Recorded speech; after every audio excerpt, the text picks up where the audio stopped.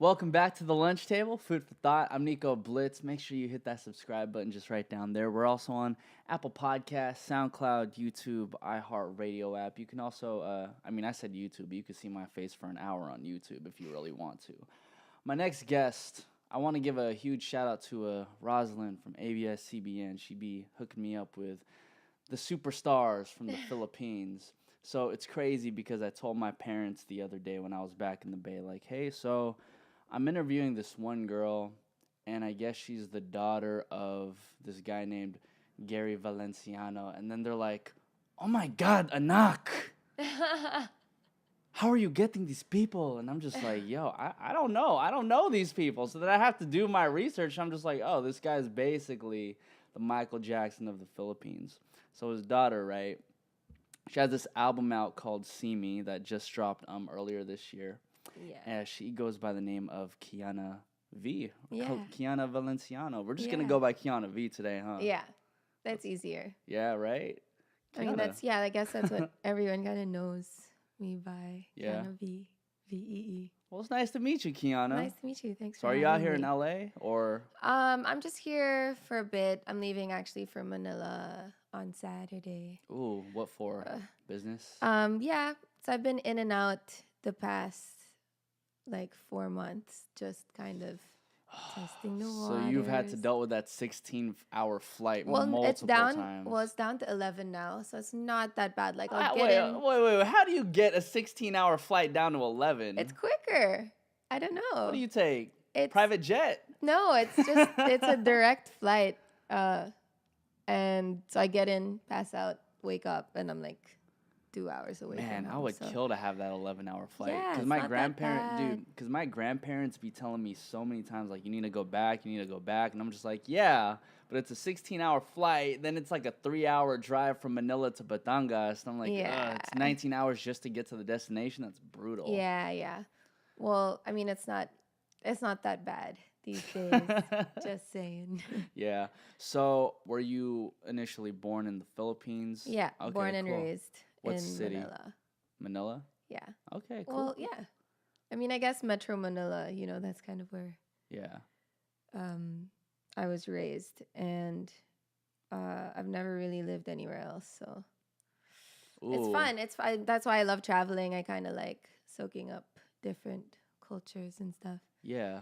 Yeah, I noticed Filipinos like to travel a lot. Yeah, it's fun. I mean, even in the country, it's fun to travel. So, I'm not complaining. So, I mean, I haven't even spent too much time in Manila myself. So then what is like the thing to do over there for you? In Manila, like the city, In the city. I'd say the nightlife's pretty good. The food is really good, depending on where you go. Well, what's your favorite restaurant? I have a few. I guess it depends on the cuisine. For Filipino, I'd go to like this place called Locavor, where it's kind of modernized Filipino food. Okay. So you know sinigang. Yeah. So they have a sizzling sinigang plate that comes out on Sizzling sinigang. So the beef is like sizzling on a hot plate, and it's sour, and it's my favorite. But wait, where's the broth then? Is the broth like? No, I think it's just kind of like marinated in the broth, and then it's really good. That sounds I'm craving for it now.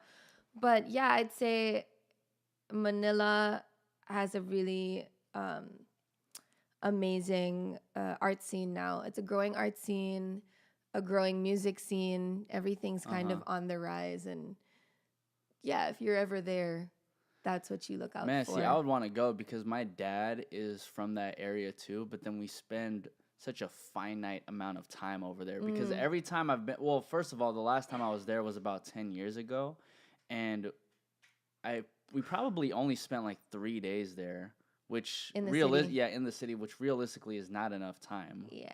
Well, I mean, that's understandable because I usually tell people, like, when you hear about the Philippines, you instantly think about all the islands and island hopping. I mean, there are like 7,000 islands. So if that's what you want to do, then you don't really need to spend much time in the city. But you miss out as well. I guess it's just hard because of all the traffic. Dude, so much traffic. I remember sucks. seeing people driving on the opposite side of the lane. Yeah. And somehow it was working. There were no accidents. I'm like, there's no way we could do this I know, in they America. say if you can drive in the Philippines, you can kind of drive anywhere. Right? So then how many islands have you been to across the Philippines? I don't even know at this point. I don't know. There's too many to count. Because you travel to one and then you take a boat and you end up on another one and you can end up on another, and there's just too many to count. I wouldn't even know where to start. But so how about this? How about instead of like home, what's your favorite? What was like your favorite getaway from like between all those islands? I'd say Palawan. Okay. In the Philippines still, yeah, Palawan would be my favorite, just because the community of Palawan really takes care of where they live.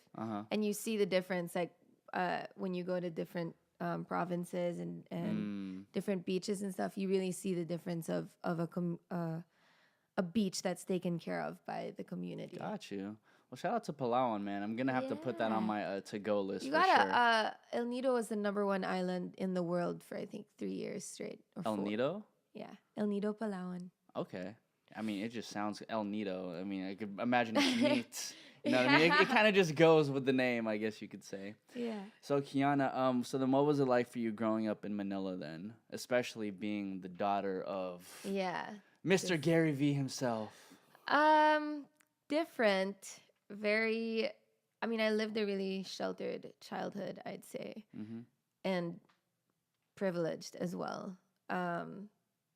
It wasn't really until college where I was able to have my own kind of freedom to do what I wanted to do, or to like kind of go through this process of self-discovery, just because from a very young age you're kind of set up to act a certain way because you're under the limelight. Of course, you know? yeah.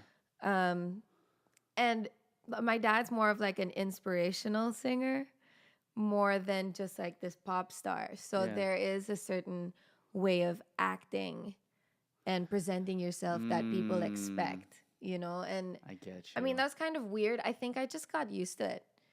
And it wasn't until later when I was like, nah, that's not me though. I mean, like I gotta figure out my own way and build my own path, kind of. Well, I guess it's kind of hard because him being such a high-profile person, in a sense, you need to be sheltered and protected when you're young. Plus, like, I'm like the youngest of the family, the only girl, so it's like... Oh, my God. So and then living in the Philippines, you have, like, nannies and all that stuff, so I barely really had much freedom.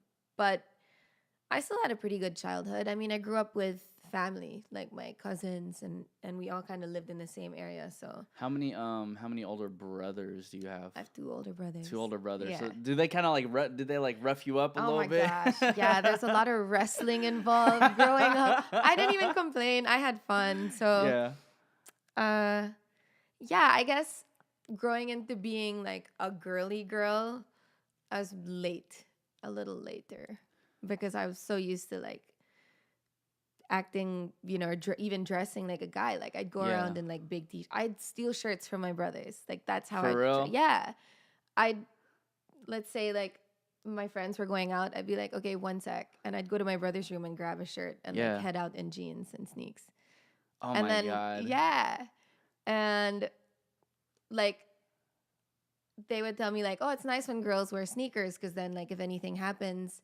Or like if run. if you want to play sports randomly with a girl, like that's so much fun. So I'm like, okay, well, if my brothers think it's cool, then that's how I'll dress. I guess your childhood kind of reminds me of like my younger sister, right? Because she grew up a little bit more like tomboyish. Yeah, like she would dress like a little bit more like baggy. And, wear her jeans. And it was funny because my mom really tried. I mean, at a young age, like obviously, like naturally, like young girls are into dolls and stuff like that. But I got over it pretty quickly. I mean, I was into girly stuff. Yeah. But I acted more tomboyish. So then what else were you into? Like were you into like sports? I was into I was into sports. I played soccer, tennis, volleyball. I was into video games too. I was waiting for you to say badminton for some reason. Oh, I did play badminton. See, 'cause I was like, Filipinos all play badminton. For fun though, for fun, not yeah. not professionally. No. But you're into video games too. What type of video games? For a while, just a while. Oh my gosh, I think the last game I played was like 2K10. NBA 2K10. Yeah, that was it. That's and like then a decade ago. I got into college and I was like, bye. I've moved on. Right. Which sucks because like now I wish I could keep up, but I just can't anymore. I don't play. But yeah, like Sonic, which was fun on the GameCube. Damn, you had a GameCube. Yeah, Sonic, Smash. I still play Smash. I mean, you trying to play Smash right now? I got my Nintendo. I mean, we could do it. We can do it if we have a break. I'm down to do that. Yeah. Because I found that like video games and sports and all that, that's kind of a good it's a good distraction from everything else that you have going on. Yeah, and I think it was a way for me and my brothers to bond. You know, like when my parents traveled a lot because my dad was on tour a lot. Yeah. And my mom's his manager, so she had to be with him. I know. She had to be with him. And so when we were, the kids were left at home, like, you're kind of forced to hang out. And if my brothers were playing video games, what else was I going to do? Yeah, exactly. You know, so... and it's like your nannies wouldn't even let you go outside the house either. Yeah. I mean, I did grow up in, like, a gated area. Mm-hmm. So if I were to leave the house, like, it would just be me and my cousins hanging out, which was so much fun. I actually am roommates with 2 of the cousins I grew up with now. Oh, that's tight. Yeah, but yeah, it was really, I think the reason why my brothers and I are so close is because growing up, we were really like stuck together. Yeah. For a while until they left for college, you know. But then, yeah, it's fun. So then, did your brothers end up pursuing a music career as well, or like what are they doing? Yeah, everyone was so different. Gab is more into music production. He doesn't really do it so much now. It's more of like a hobby now. Yeah. But earlier in his 20s and like his teenage years, he was heavy into music production, and he did a lot of dance music that people in Manila would even dance to or perform to. And Paolo, he's actually the eldest. He was in a rock band. So that's all tight. like all really different, like heavy, like you got your dad who's like this inspirational singer, yeah, your brother Paolo, rock star, and then your other brother who's a music producer, and you're like more on the R&B realm. Yeah, more on the urban scene. So we're all really different, but I mean, it was fun growing up in a creative house because we were all encouraged to be creative. Yeah. There's never any feeling of like, oh, you can't do this, or even like following my dad's footsteps or going down this career path. Like, it was never forced on us. Gotcha. We were kind of given the option, like, you can do it if you want to. If you don't want to, it's fine. Man, shout out to Filipino parents who let that happen, man. Shout out to my parents too. They're making this happen for sure. Yeah. But you know, it's cool when you have a family who can really foster the creativity, especially in Filipino culture, where it's like, you know, the typical doctor, lawyer type stuff. Yeah. So, well, my mom is more of like, she's the business head of the family. So it was I mean, I love her, but it was kind of sad that like all throughout our childhood, she'd try and be like, oh, maybe you take a business course. And all of us are like, yeah, no. Maybe not. But I mean, now I'm thinking like maybe I should have, or like, I mean, it's easier now with everything being online. Like, I'm so interested now and open to maybe. Well, you know what ends up happening to a lot of like the newer artists, for example, they go into the business thinking, I'm just going to be the artist, I'm going to be the face, and I'm just going to keep on running with that. Yeah, but what ends up happening is that they sign like a really bad deal, and then more than half their money isn't even theirs. Exactly. So, yeah, I think it's been great kind of having a mom who's really business-minded and a dad who's really creative, because you kind of get a taste of both worlds. And like going into the music industry, which is really scary, especially like it's hard to trust who you're working with. It's just led me to be a little more cautious, I guess. which helps. Well, I think it also helps that you get kind of like you get an idea of the blueprint that your dad sets up and your mom also sets up. Exactly. Because at the end of the day, like, you're their kid, they're not gonna fuck you over. Yeah, exactly. So it helps because especially when it comes to contracts and like moving forward or making big decisions, like it helps to kind of have people who are well versed, I guess, in the industry, and it's nice to get advice from them and no judgment, I guess. So let me ask you this.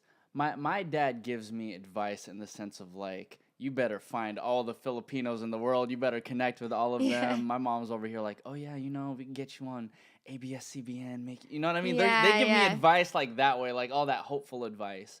But seeing as how your dad like really has made his name prominent in the music industry, what kind of advice has he given you?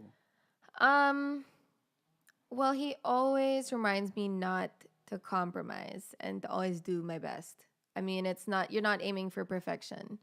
You just have to be excellent and yeah, no compromising. Because sometimes I think it gets tiring and at the back of your head you think, oh, this is okay. This is fine. Okay na. You know?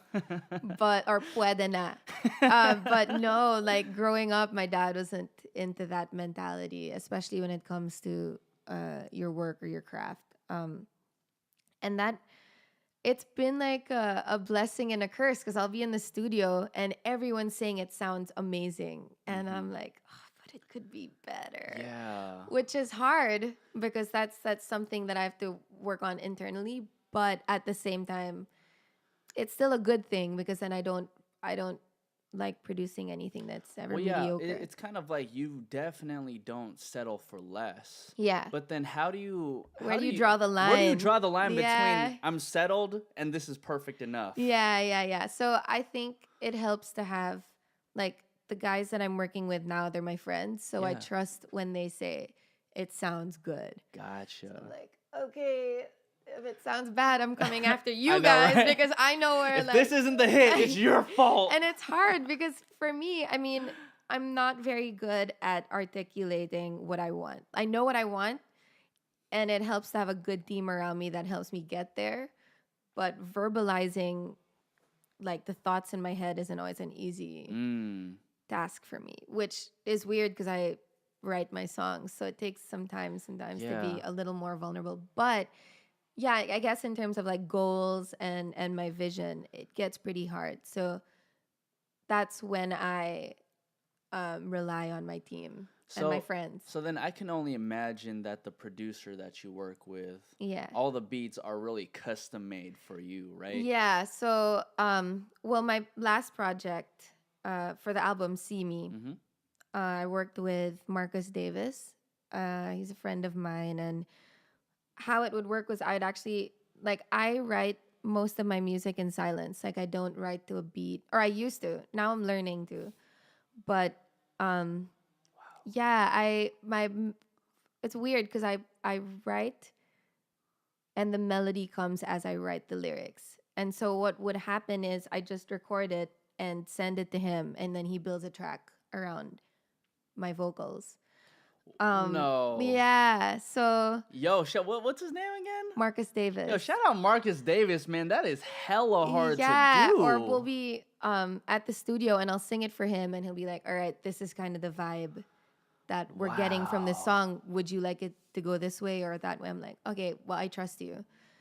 So yeah, most of my songs they're literally from scratch, where I'll be singing it and he'll be like, "Sing that hook one more time." And he's figuring out the chords and damn, man. See, because I've been in studio sessions in which it's the complete opposite. You usually I have my producer who just starts off with the beat, and then the artist kind of just like builds on top of that. But I don't think people understand how that reverse engineering is that much more difficult. It's hard to for him. It's way hard. Yeah, I mean, exactly. It's really hard. You got him scratching his head like, I don't know what she wants right now. Yeah, and it's hard to kind of get to this place where we agree, because obviously when I'm writing it and I'm singing it in my head, like I said, it's hard for me to verbalize what I want. Yeah. So I kind of have this sound that I'm hearing, and I'm like, how do we get to that when I don't know the terms that are gonna help you get to that, you know? So I guess with Marcus, it just kind of works. There's that trust that we both have, and the chemistry as well, and it's great. Like, I was actually a fan of his because he produced all of his wife's music years back in Manila, and I was a fan of hers, and I was like, gosh, I want to work with him someday. And then How did you end up meeting him? Well, I met him when I was way younger. I must have been like 12 or 13, I don't know. Maybe a little older. But yeah, it wasn't until I was like 21, 22, and I was like, all right, we have to find a way to get this guy to sit down with me, because I feel like he's the only one I want to work with. And yeah, sooner or later we ended up finding, we got his number from a common friend, and I was really like, yeah, I need to I want meet you. I want like, you. I don't want anyone else. I just, like, right now, like, I know you're the person that I want to work with. Like, it's just, I feel it in my gut.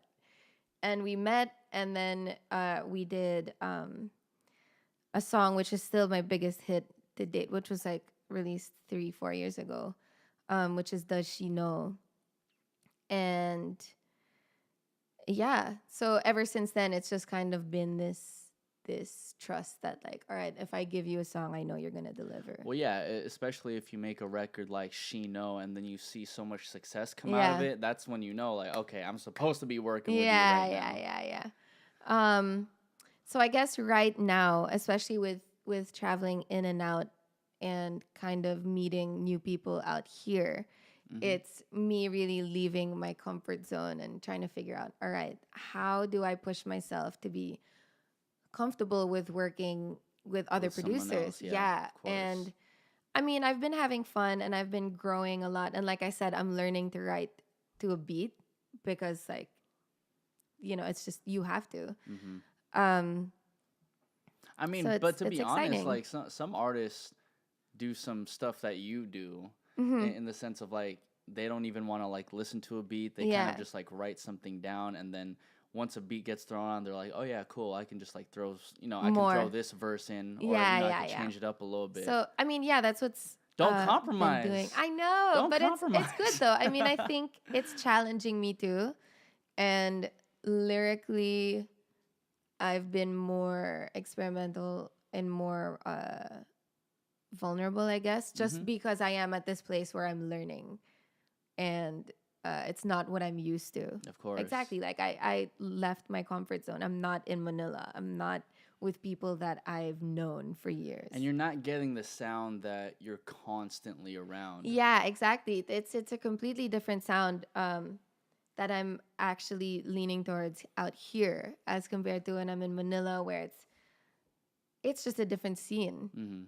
So I feel like it's a bigger market out here. There's more room to play around and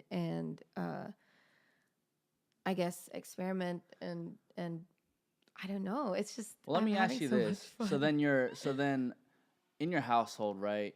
One of your brothers, he ends up getting into rock, and then your other brother's a music producer. How do you get into the urban scene? Because when I was back in the Philippines, they were not playing any urban music. Yeah.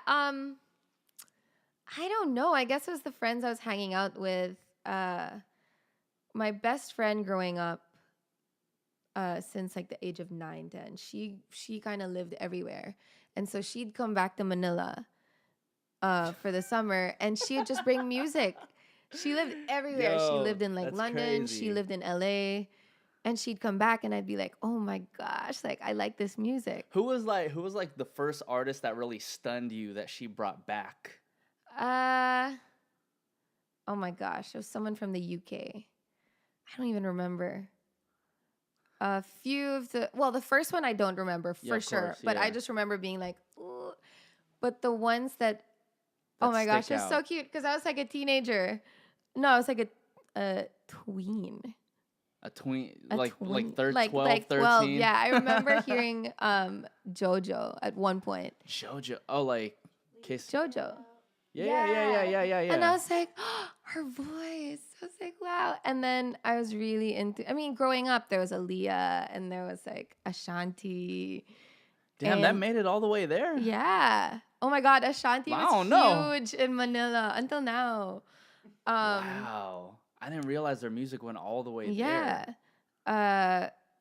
And like obviously like Destiny's Child. Yeah. See, so now I'm understanding where your R&B influence comes from, because literally I was listening to your project with Ange earlier today, and I kept on thinking to myself, this is the R&B that I absolutely love. It just sounds like 2000s R&B. It made me feel like a kid again in the best way possible. So yeah, those. I mean, I was listening to that. My older cousin as well was so into like Monica, Brandy. Oh my God. So literally, you'd walk into her bedroom and it's like all these girls on her wall. Hella posters and whatnot. Who are you listening to? Who is that? I like that music. Yeah. And it just stuck with me. And I mean, when I was going into the industry, I mean, I kind of had that at the back of my head. Like, how do I eventually achieve kind of that R&B that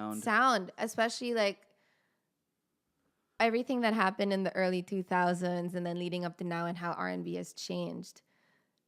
I mean, I still am listening to that music. No, of course. And I think one upper hand that you have in particular is the fact that during this realm where R&B is kind of getting mixed in with West Coast hip hop, like we get LMA and we get songs like her. Boot Up, which is like very much West Coast influenced.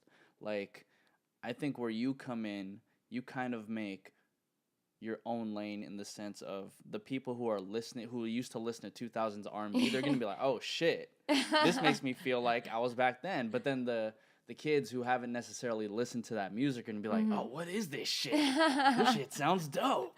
Man, I hope so. But it has been fun, especially working with Marcus. That was kind of his scene. Like, he was making music out here around that time too. Yeah. So when I told him I kind of like the 90s sound, he was like, okay, let's do it. Like, this is easy. I can give you a whole bunch of references. Yeah. That's cool. So, I mean, yeah, now I'm just excited. I'm kind of working on the next project. I'm taking my time, obviously. Of course. But like I said, I if I could live in the studio, I would. Of course, man. Yeah, it's my favorite. I feel that 100%. So when you start working with Marcos, are you in the Philippines or are you over here in LA? I'm in Manila, yeah. You're in Manila? Okay, so he's based there, so. Got you. So then when did you...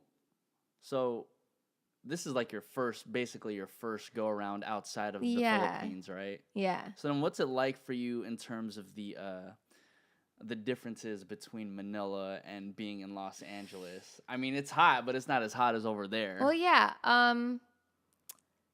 I think Manila is, like I said, everything's climbing. Everything's on the rise. So LA obviously is already up there in terms of freedom, wanting to be who you want to be, kind of breaking free from all the pressures of like what you're supposed to be or what people think is normal.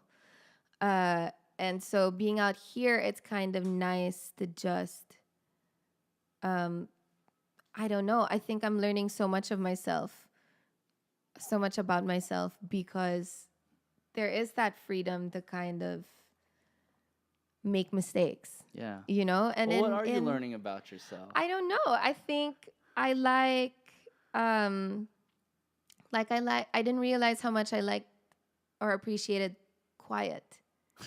Because Manila, Manila's so small. Everyone knows everyone. Yeah. There's a lot of noise that comes with that. I get you. Because you walk out the door and, I mean, people know who my dad is, so people know who I am.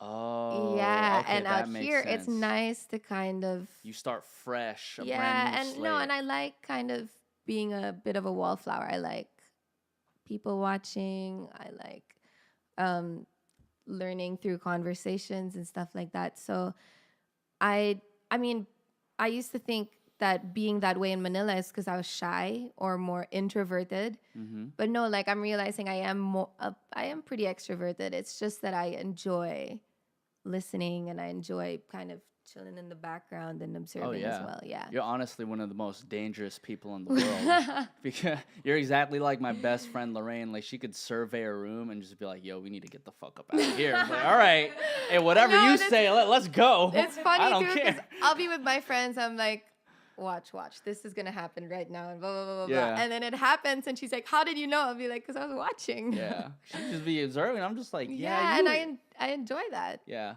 It seems like you're able to acquire like so much more information that way because there's more people who talk than people who just listen. Yeah, and you know, I feel like being in Manila, knowing everybody, kind of, because it is a small city. You know everybody, and so there's less time to just kind of step back and have some peace and quiet to yourself, because it's when you know everybody, it makes everything more fast paced, I guess. There's always something to do.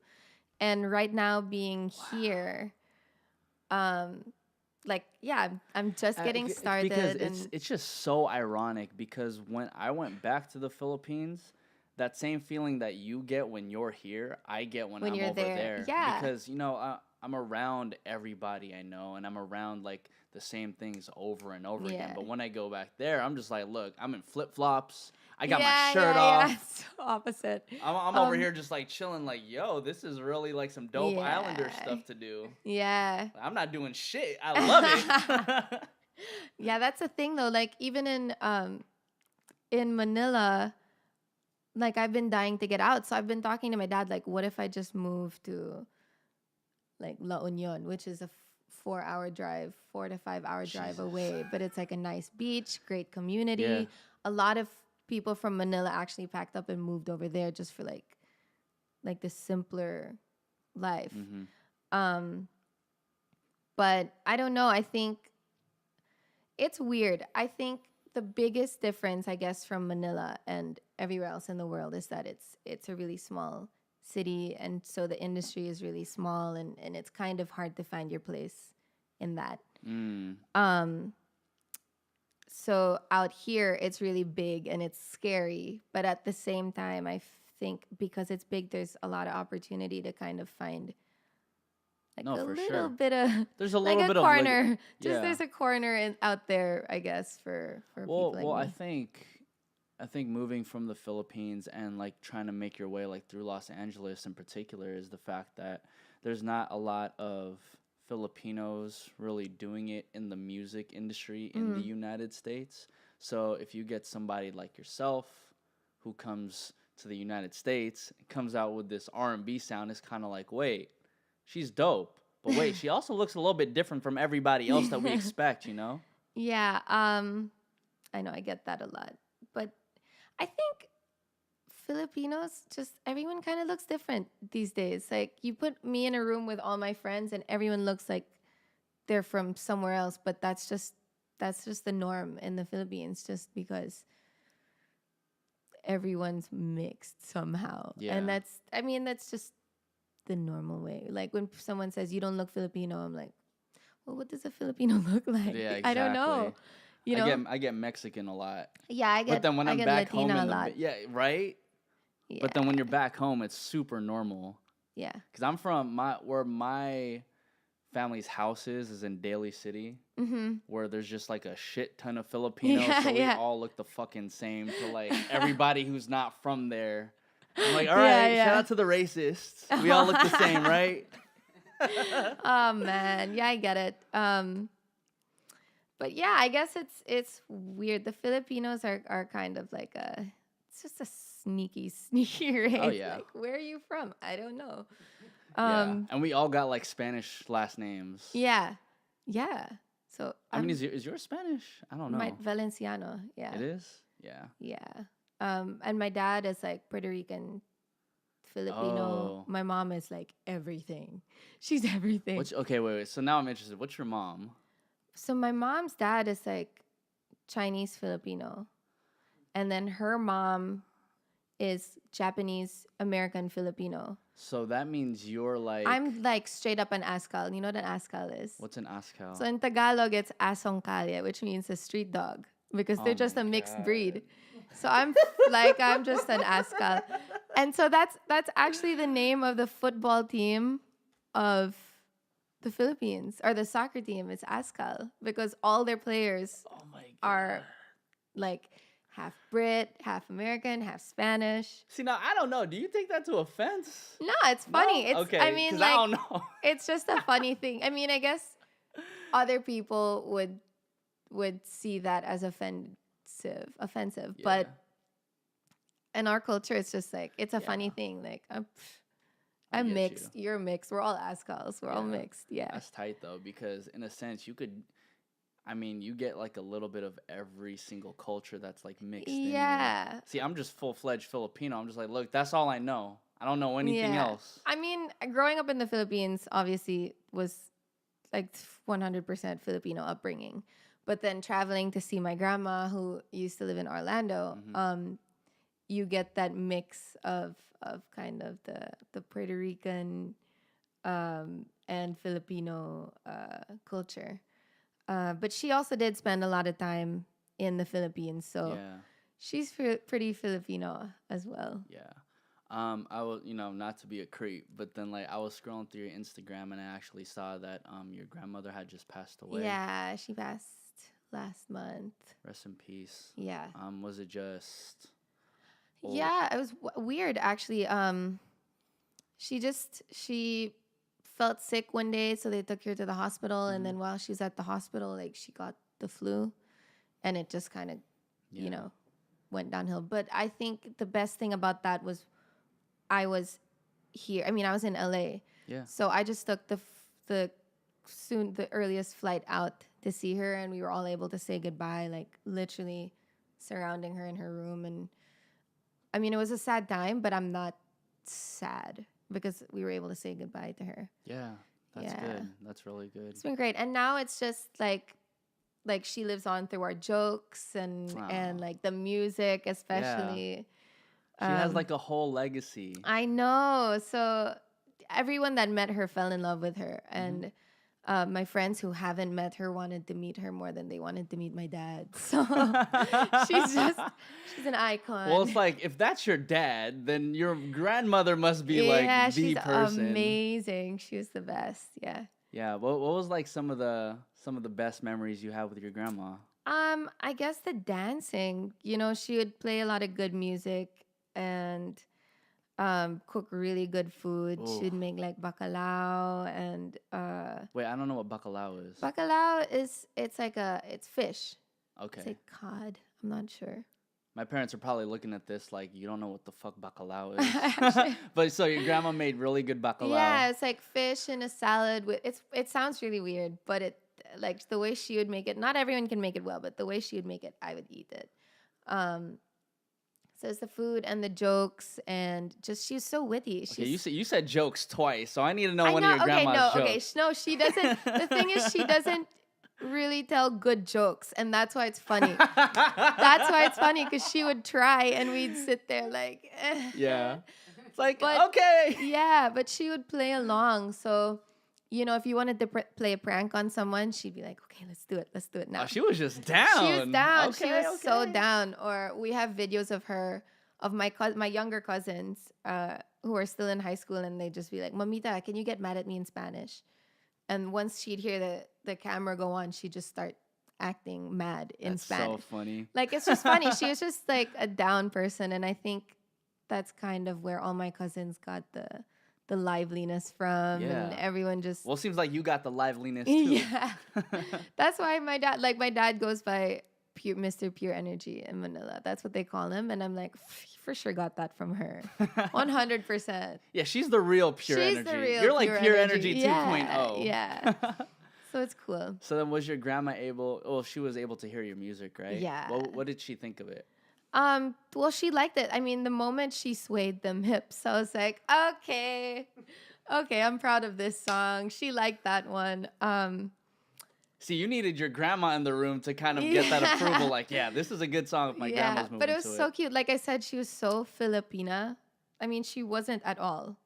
But because she loved the culture so much, she would sit in her room watching TFC, and she would always ask me, like, when are you going to come out on TV? And I'm like, Mamita, that's not what I'm going for. Maybe eventually. But then you had some appearances. I did growing up.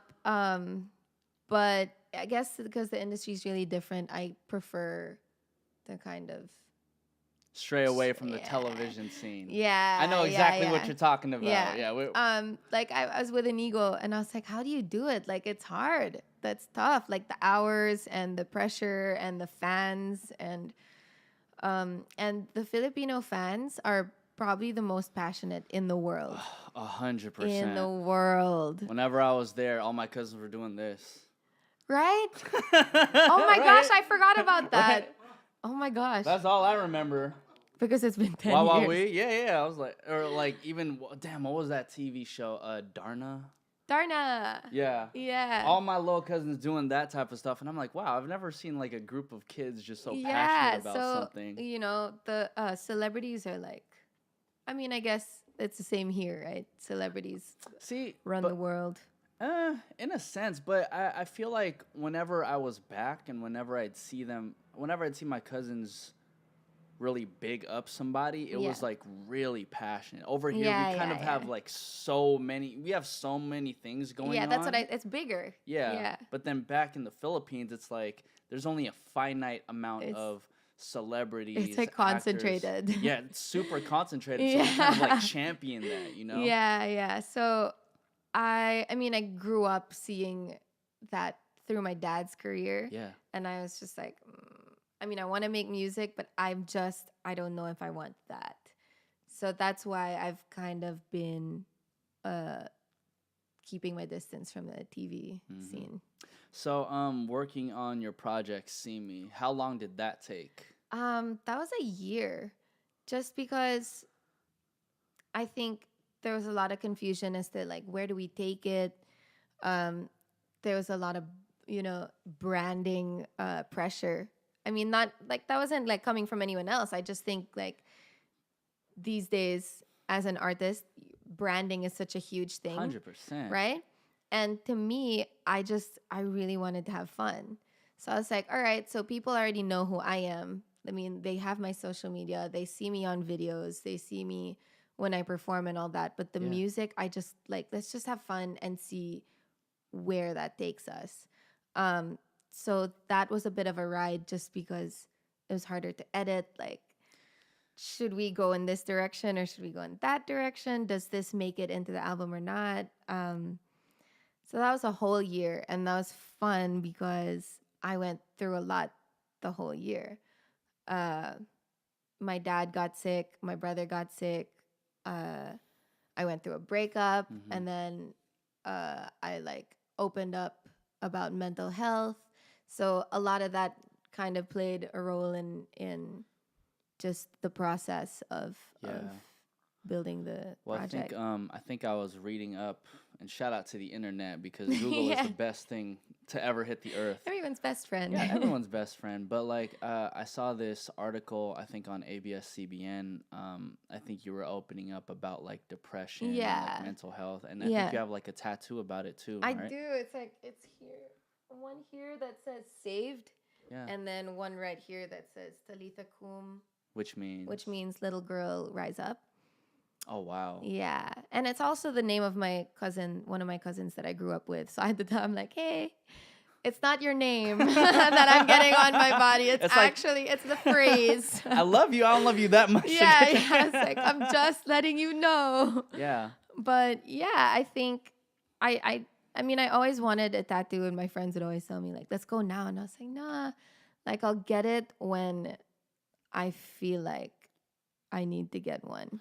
And so this was my first one. And did you get those tattoos, like, because of everything that was going on, like, between your father getting sick? Yeah. I think I just got them as reminders. And it was also fun, at that point. I was like, oh, it's not that bad. I'll just get one more. This one's actually the second star to the right from Peter Pan, just to remind me of my childhood. Yeah. I like you. I like you. Yeah. So when I got this, I don't know, it was this weird. I mean, you read the article. Yeah. So I started scratching my neck, and I didn't even realize. Like, I'd get stressed out, and I just like nonstop scratch my neck. And my friends were the ones who noticed, like, what's going on? You have like a wound, and I'd be like, oh, ooh, I don't know. That's the tattoo. Nobody's gonna see. Yeah, no. So I didn't have the tattoo yet. Oh, okay. Yeah, and then when I got past that, like I finally like. My mom was always like, maybe you should talk to someone. And in Manila, mental health isn't. I mean, it's just now that people are being vocal, so it's kind of a taboo. And so when she'd say you need to talk to someone, I'm like, why? That's so weird. Yeah. That's so off. Like, because I think the hardest part is actually admitting that you might need help. Yeah. And so when I finally was able to open up, like, I realized, wow, this does help a lot to talk to someone that's outside of the situation. Of course. It's different talking to your parents and your friends. They all have their different opinions. Yeah. But someone outside, it just gave me a different perspective. And eventually, like, I obviously stopped scratching, and that's why I got saved. And then at the back of my head, I'm like, I can't scratch it now. I paid for that tattoo. I'm not scratching this off. I can't ruin the tattoo.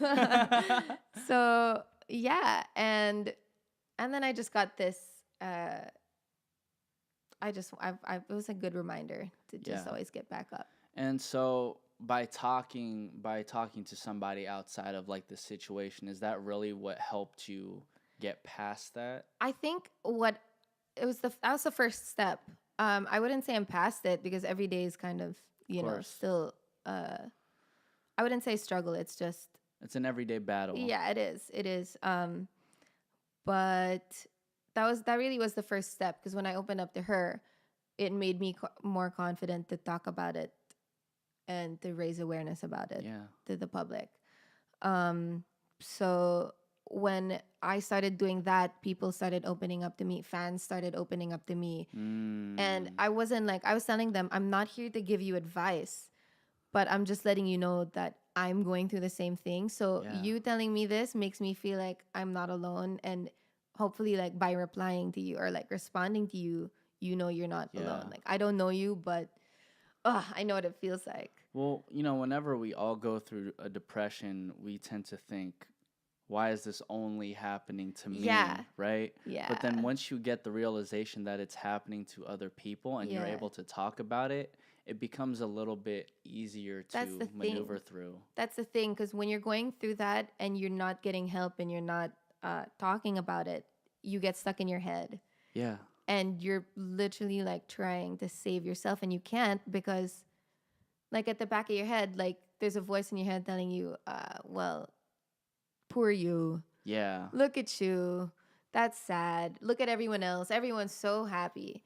And then it gets hard to open up, because you don't want to be a burden. You don't want to be the downer. You don't want to, like, everyone's having a good time. I don't want to ruin the day. I don't want to ruin the night. Yeah. And then you realize, like, oh, like, that wasn't so hard. Like, just kind of finding someone to open up to, and then having them tell you, like, it's going to be okay. And I mean, it doesn't always work out so well, but there's still that comfort, like knowing that someone else knows what you're going through. For sure. Yeah. I think it might also help you in particular because you make music. Do you kind of use that as your outlet? Yeah. I mean, it wasn't really easy for me to write about it. Like, because the way I write is I'll have like a journal, and some things will make it onto the music and some things won't. But do you have said journal? No, I don't. I'm sorry. It's in the car. It's all good. Not that I'd show you. Hey man, I gotta ask. Yeah, so I mean, it's therapeutic, I guess, to write, and for me to put that into the songs.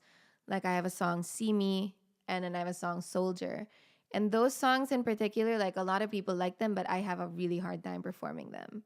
Why? Just because Like I don't like. It's easier to talk about than to sing about, I'd say. Okay. Just because when I wrote that song, I know I remember like what was going on in my head. I remember how hard it was for me to finish writing the song, and so performing it brings me back to that. I feel like someday I'll Got be more you. comfortable, but just right now it's like, it's tough. I mean, I'll still do it, but Yeah. it's harder. I mean, there's definitely songs like that. I remember when Logic created 1-800, he said that was the hardest song he ever had to make. Yeah. But by the time he got to performing it, it was also a hard performance, more so emotionally. Yeah, because yeah. of the headspace that he was in at the time. You kind of have to channel that. Exactly. And also like you're letting people in. Yeah. You know, you're kind of like with Soldier, like there's a part where I mean the first line is like I'm racing, I'm running, losing my mind.